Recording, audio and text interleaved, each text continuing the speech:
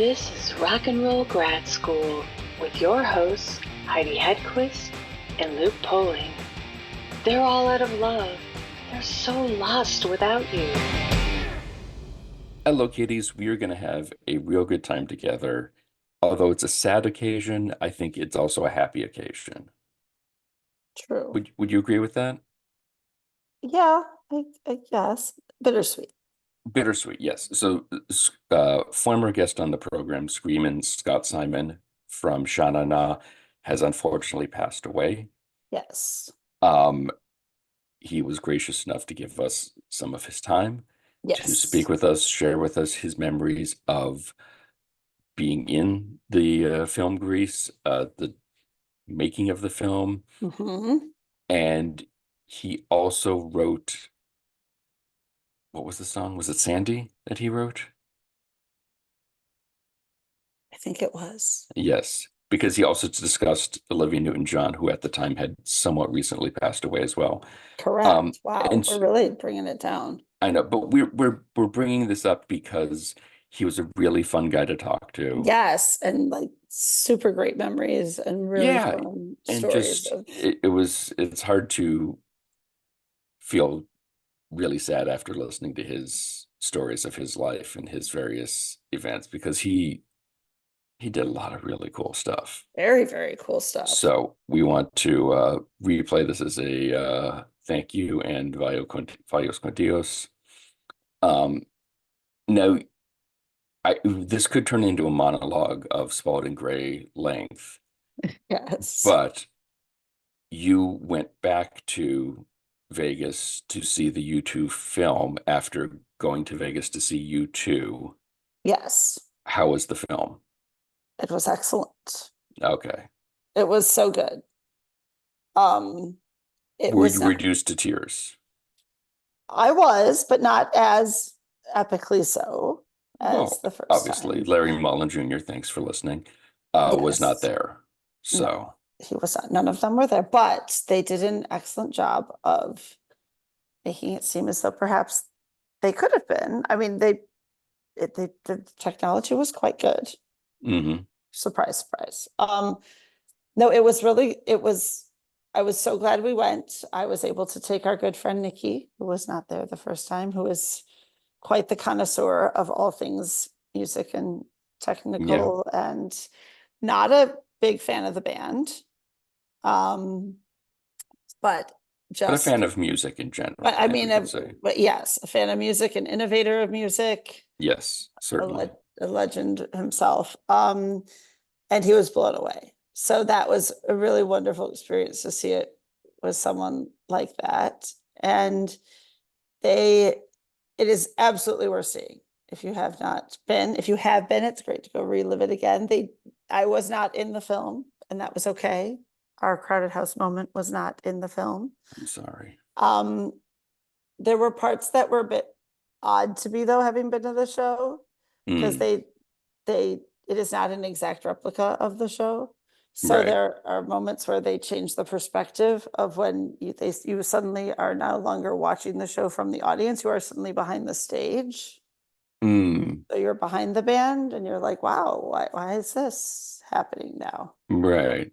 And Interesting. and then there are moments where Bono is very large. For the first time. Yes, they blow them up very large. Um, but the sound is amazing. The visuals are still just as incredible. And yeah, it's worth it. I mean, it's so good. And I did cry again. Well, I get that.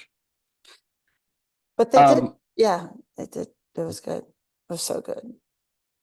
and then I think we texted about this briefly, but with the glut of various anniversaries of records that I was there for the first time, Yes.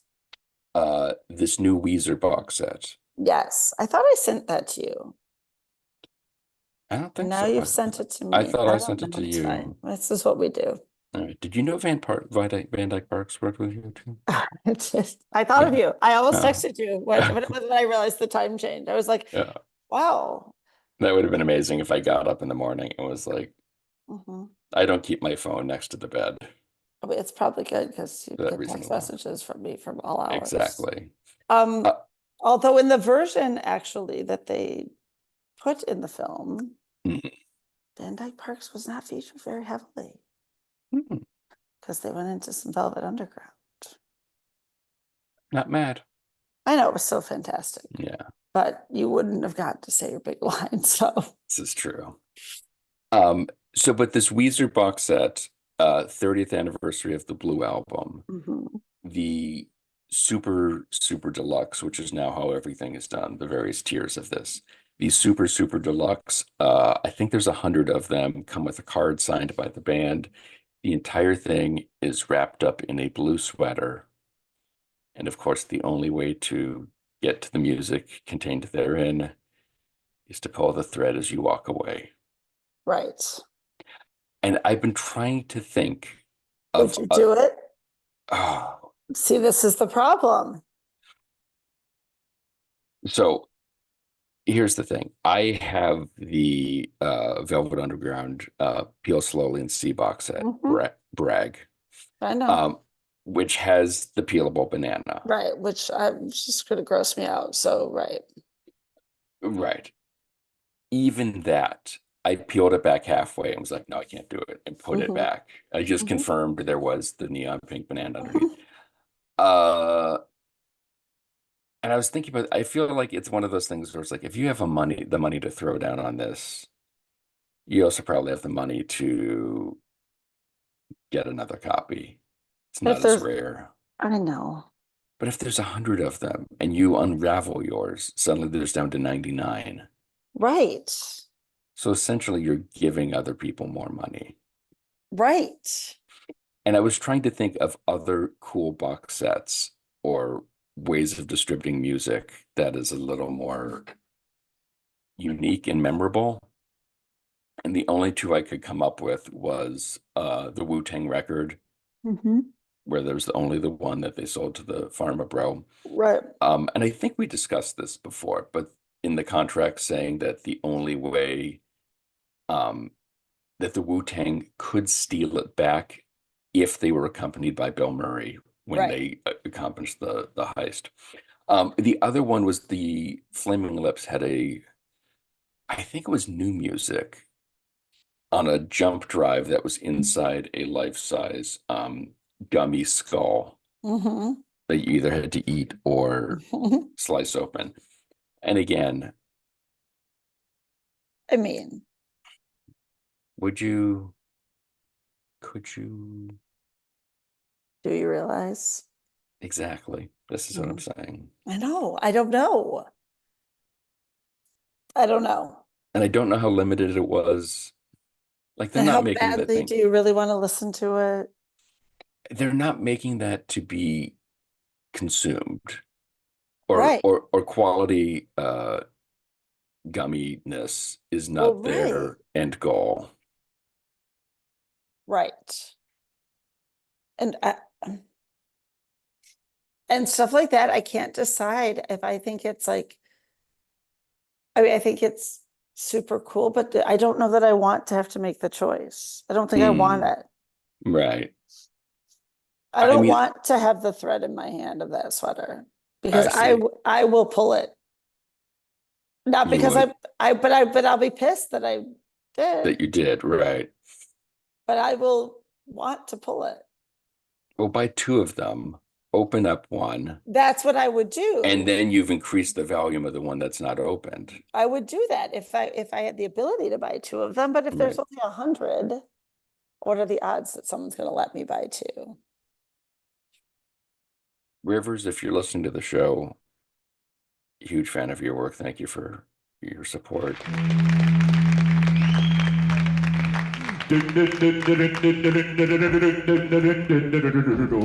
I love you like I do. Now I do. Don't know why I love you. Don't know why I care. I just How did the band come together? Because in my mind, I have this vision of you guys hanging out on a stoop in front of a brownstone. Of course. No, you're shaking your head no. No, Okay. an Ivy League, like the at Columbia University, like the Whiff and Poofs were at Mhm. Yale, Okay. double octet. A cappella group occasionally had a guy play guitar to accompany them. They wore blue blazers. They were the King's men, Columbia being King's College.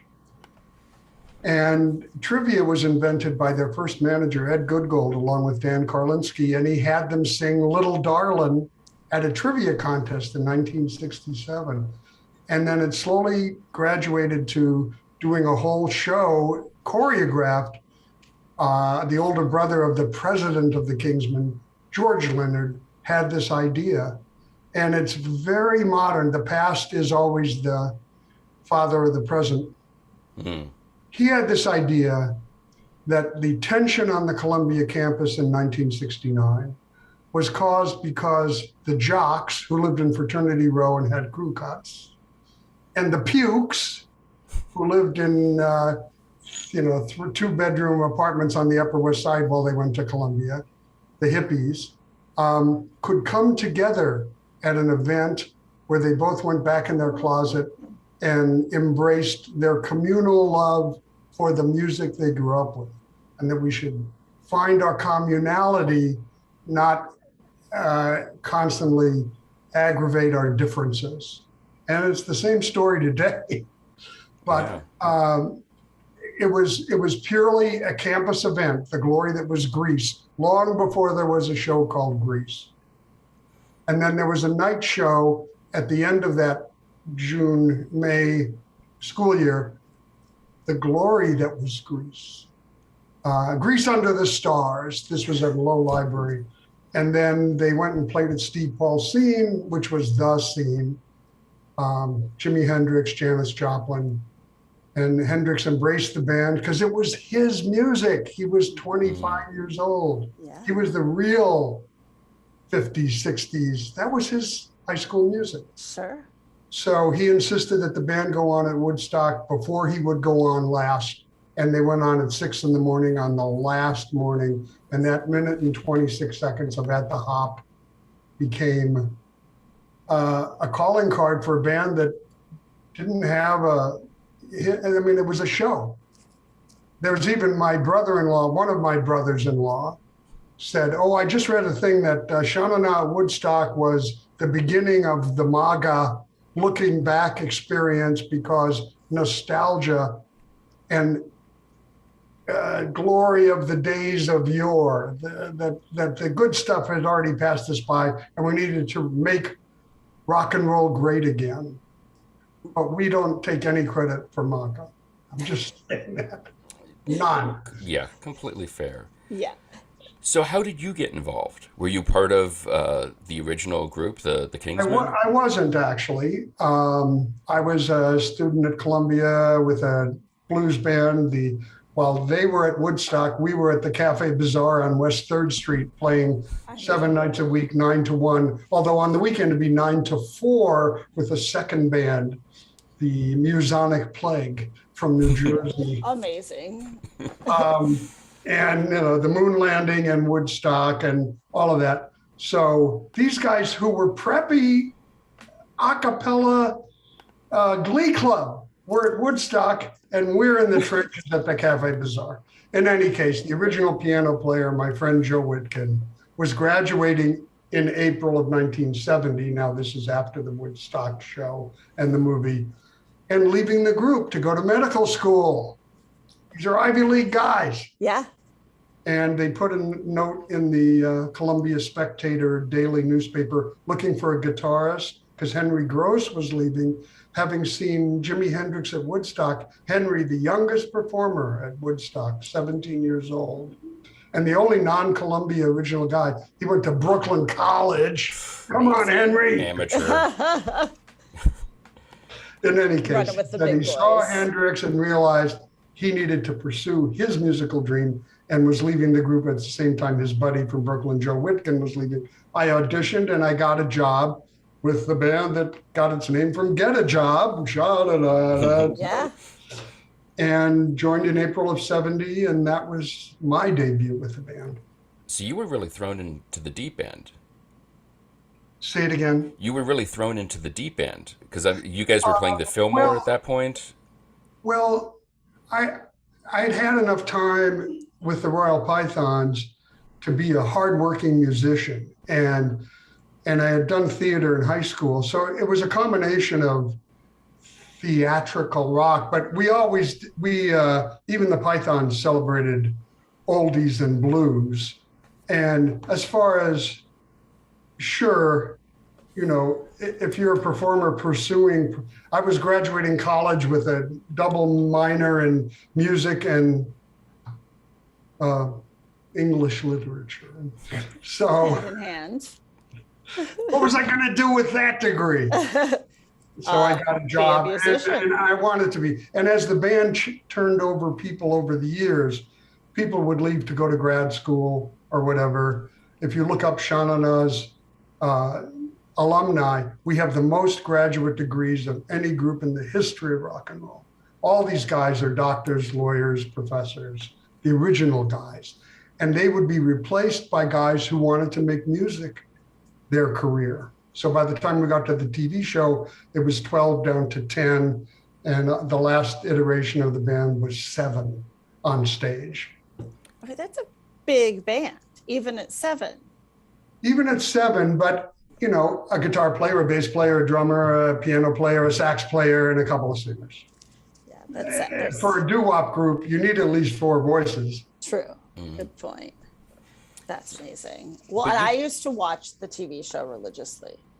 They're all on YouTube, by the way. I know. I have been known to find them every now and again. So it's an interesting, I've been looking through them lately myself, seeing songs I don't even remember singing.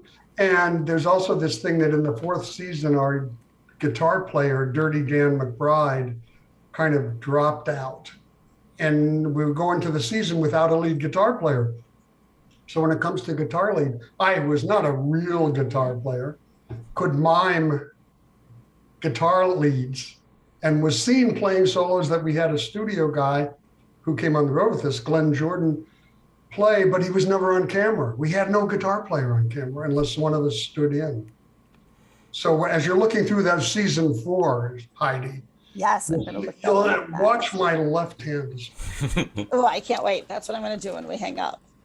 So what was the thought on doing the show? Because it seems like you guys weren't motivated by let's get into acting and let's do television. It was always, was it just sort of another way to expand the Sha Na Na brand, as it were? Oh, definitely that. And certainly we've done, variety television was really changing right then. And MTV came to the fore and all the music migrated to cable channels. And we were one of the last variety shows, us, Sonny and Cher. These were variety shows that the year before us, it was called Prime Access, 7:30 to 8 o'clock, right before prime time, family shows. And they were looking for a family show. They had Andy Williams the previous year, our producer, the late great Pierre Cassette, had 24 shows of Andy Williams, sponsored by Procter & Gamble. And they were looking for a younger demographic because, as usual, Procter & Gamble is trying to sell their product to single women 18 to 35. It was a very targeted demographic, people who would buy Joy, Jif, Tide, whatever. And we filled the bill. They had originally wanted to get the Beach Boys, then they were too old. They couldn't be called boys anymore. And it just hit a sweet spot for Procter & Gamble to sponsor a show. And for us, it was like the last place to go. We were never really going to have a hit record. The Grease album certainly sold multi millions. It did all right for itself. 6 cuts on that. But as far as we always were an audio visual show. So it was kind of a natural transition to be able to do comedy, so to speak. And when you look at the roster of guests and who Procter & Gamble was approving, it was anyone from James Brown to Freddie Fender and back. They soon found that the country audience in the Midwest was a crossover to the rock and roll audience. Sure. And we had Tommy Pretty, we had Barbara Mandrell, we had Dottie West, we had endless supply of guests, along with Chuck Berry, Bo Diddley, Freddie Cannon, et cetera, et cetera. And I'm assuming from a personal side, you don't have to tour, or you can't tour when you're shooting a show. Well, you can't. Or did management find a way to, To make that happen. Yes, you can tour while shooting. It's a 5 or 6 day a week job for those, and there were 24 shows per season. So we do 8 or 12 shows in a block. You pre-record all the music, only the lead vocals were live so that it looked like that guy was singing, because he was. And we do all the tracks for the guests too. So you'll see me playing an organ solo on "I Will Survive" with Gloria Gaynor standing by, and that's like, we're a disco band, There were many times when they felt we jumped the shark. With the Ramones. How can you guess the Ramones? Well, we invented the Ramones. Come on, where do you think the black leather jackets came from? That's so true. Anyway, it was quite an experience. And then we would tour Labor Day, from the 4th of July to Labor Day, come back in October, make the other 12 shows, and then February and March do another 7 or 8 weeks on the trot. We were like wrestling, entertainment wrestling. People who had never left their house to see a live show, grannies, multi-generational people. In Wheeling, West Virginia, we'd sell it out on a Tuesday night and then go 200 miles down the road for Wednesday night and book that part of the country for Tuesday through Sunday, fly on Monday to South Carolina, do the Carolinas the next week. And it would be one-nighter after one-nighter with only Mondays off for 7 or 8 weeks on the trot. So was that invigorating or was it exhausting? We were young and invulnerable. It was amazing. Of course, now I've lost most of my hearing. No, it's what you were trying to do. I mean, the first time we played Madison Square Garden, and it's like, I'm playing Madison Square Garden. Yeah. It's an adrenaline thing that you can't match, or Carnegie Hall, or Shea Stadium, or any of these places. And you look back, we had a very notable group of venues that we played in over the years. Yeah, and I mean, on top of that, I mean, the folks who you played with and opened for, I mean, the Grateful Dead, Mothers of Invention, the Right. Kinks, Springsteen. No, Springsteen opened for us. Oh, he opened for you. Yeah. Many of these people opened to us because what happened was even the Dead at the Fillmore East in August, the same month as Woodstock, 69, they found they couldn't follow us. And so they said, well, we'd like to go on before you. We got somewhere to go. And so very early in the group's career, we became headliners because nobody wanted to follow us. We were a natural grouping with open to Joan Rivers. Well, no, Joan couldn't follow or open to Dionne Warwick. And she asked, please never to William Morris, please never do that again. Right? Like, that was a terrible idea. Because we were at Ohio State homecoming and people came greased and dressed and totally drunk. Yes. And she couldn't follow that. No. And that was the house on stage. And also, you played with John and Yoko at their benefit at Madison Square Garden. Yes. And I get the impression this was John's music. This is something he loved and cared for deeply. Well, it was, he was with Elephant's Memory at that time. Really guys from the Bronx. And there were 2 shows, an afternoon show and an evening show, when they found the first show sold out instantly. And then it was being taped for ABC Special, the one-to-one concert with Phil Spector in the truck producing, who came rushing backstage to our dressing room to say, you guys are playing these songs too fast, you're killing them. I produced a lot of these records, and but that was our signature, is to play for the dancing in the show, Sure. not for the tempo of the record. In any case, I did have one moment with John. There were 2 Wurlitzer keyboards set up on the left of the stage. And the second show, they said, Hound Dog, his encore, everybody on stage. So Yoko's on stage and she's sitting at the Wurlitzer with her legs up like this in her pantsuit and just going. And it was in the monitors, but hopefully not in the house. And I was sitting at John's Wurlitzer and she gets bored with the whole thing and just leaves and gets in their town and country woody side station wagon, which they drove around New York in. And she's sitting backstage in the station wagon. John looks over, oh, Yoko's gone. John to me.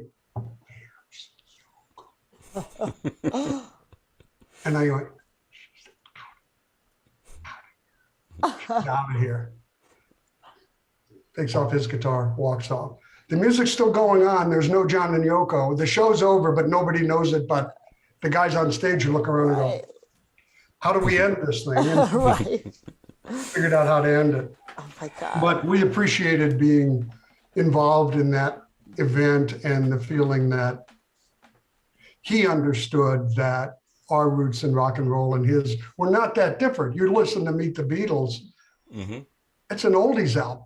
Yeah. Well, and you look at what he played on rock and roll, which was so much similar Rock and roll, yes, records, you know, that you guys both listened to.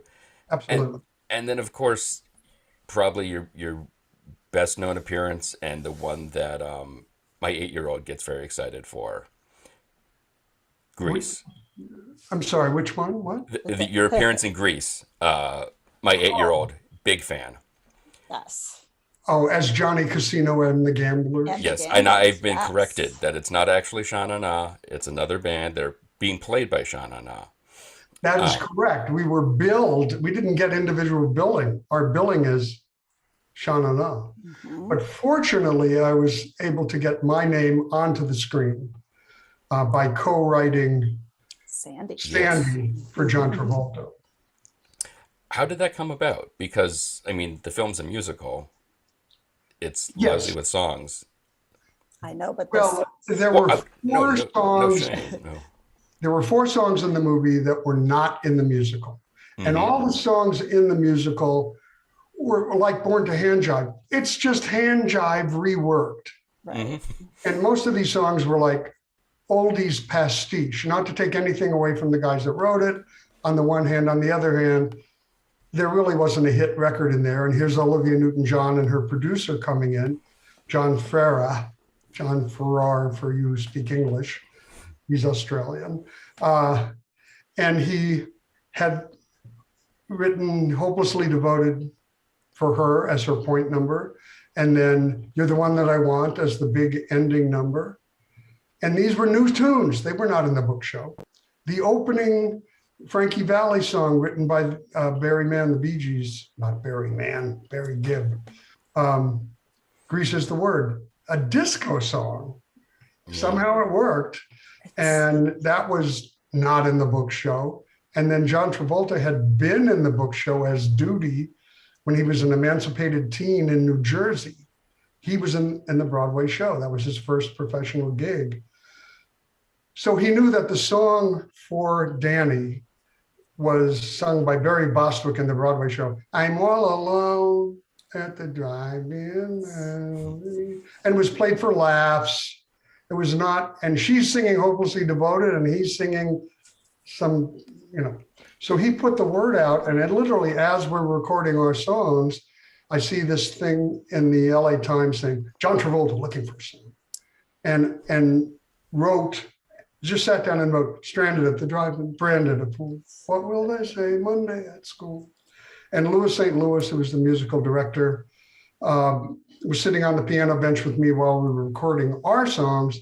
I said, I have some idea for a song. He says, I have some idea for a song. They're shooting it next Thursday. But of course. And it was Wednesday, a week away. So we went to his hotel room that night, wrote that song. And at the time, they didn't have Grease is the Word either. We wrote a second song, which appears now, the music under where they're racing at the end. There's a song, Greased Up and Ready, that's now background music. In any case, we wrote it. He played it for John, played it for the producers. Everybody loved it. they did it the next week. It's so good. It's Good so fortune. Right time, right place. It's such a good song, though. It's such a great, like, just belted out. Both of those, they're just a perfect bookend, his and hers. Right. And I think the vulnerability of a guy saying, I've been branded a fool, what will they say at school? Right. Takes you back to realizing they're high school students, not 30-year-olds, right?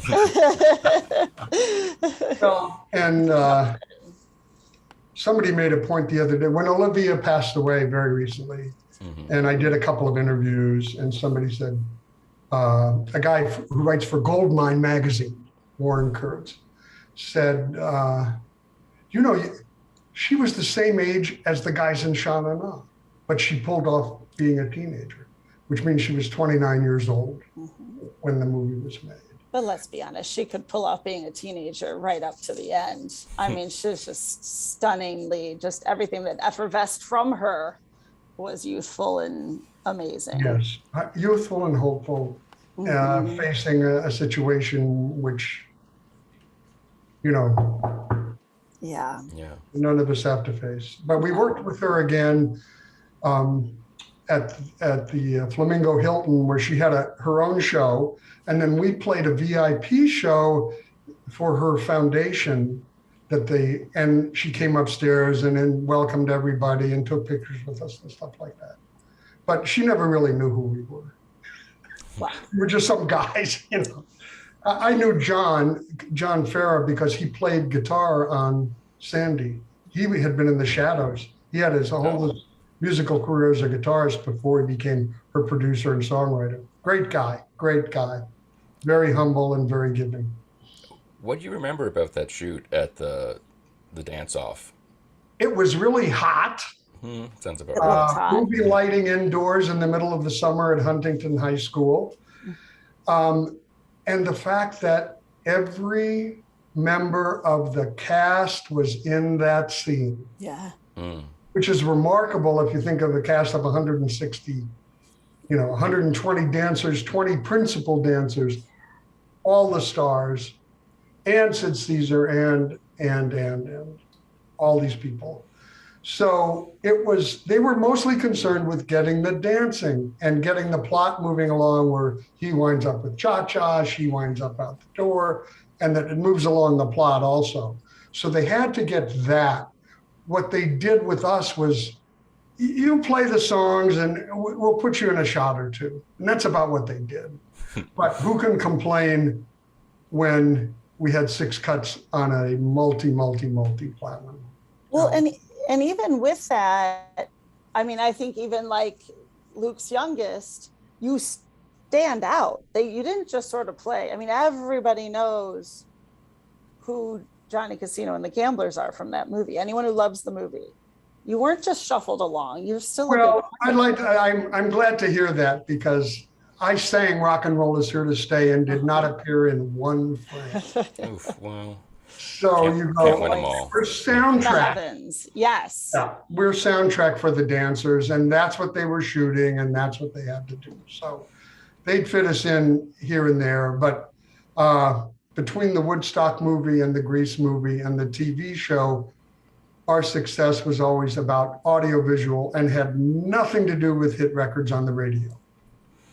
We tried to make some and we recorded some, but that's not what the career was about. When we talk to people who have been in movies that have reached this sort of status of iconic, or made a record that is iconic, usually they say, well, I didn't see this coming. I'm surprised that people still want to talk about it so long after it happened. I'm assuming, and correct me if I'm wrong, that Grease and these other things, like, it must not surprise you, since the strength and the endurance that these songs have, and so much you guys are so connected to that. Is that the case, or are you still just like, man, we're still getting a check from Grease, it's a good day? Well, we didn't know. Nobody knows at the time you're doing it what it's going to turn into. Mm-hmm. So you only have the benefit of hindsight later. We have played at the Hollywood Bowl to 3 sold out shows over the past 10 years that were for Greece's 40th anniversary, Greece's 45th anniversary. And we were the opening act to a movie. And 16,000 people paid whatever they paid, you know, and it's big numbers, to watch a movie and sing along to it and get us as the opening act. So the strength of that movie and all of that, unanticipated.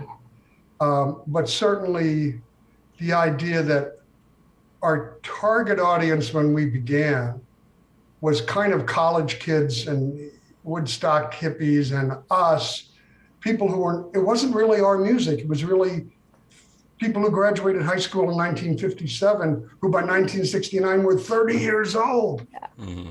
Well, they weren't going to the Fillmore East, you know, and that was not them.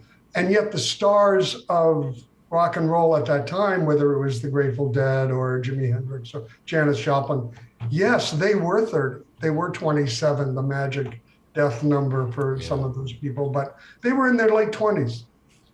And so we came in as younger brothers and sisters and cousins of the real audience for the music. And yet over the years and through the TV show, there are people who watched the TV show that thought we wrote the songs because it's the first time they'd heard them. Right. Mm. Yeah. And that's how strange life is. And you go, yeah, why is Freddie Cannon singing your song? Because he wrote it. Yeah. I don't know. That's really rude of him to steal it. Yeah. It was rather thoughtless. I mean, But no, we were always, there was a certain feeling among the original artists that they would dress in tuxedos to perform the music. And then here we're coming on in blue jeans and saddle shoes. And they'd say, you're kind of disrespectful of, you're not the real image of what a 50s group was. The gold suits were Bye Bye Birdie and that. Yeah. But the other guys are street guys. So no, we're not. We're as if regular people, not professionals, just guys off the street. And that's really who we were. These guys didn't set out to be performers, except in this glee club fashion. And then they were remolded. And as I say, when they left, they would get replaced by guys who wanted a long professional music career, anything to avoid work. For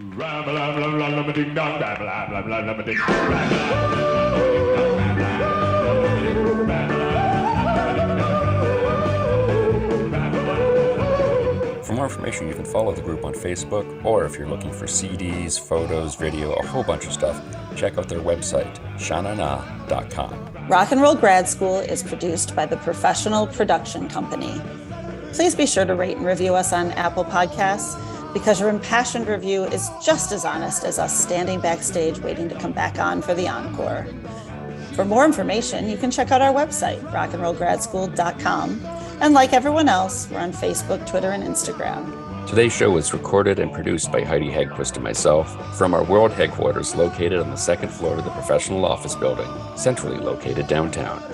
Our reluctant executive producers are John Sauvé and Sandy Stone. Our willing executive producers are Rachel Allen and Randy Jeanette. Our intern is Zach Jackson. This one's for Philippe. Thanks for joining us. Good night, drive safe. May all your favorite bands stay together. Son of a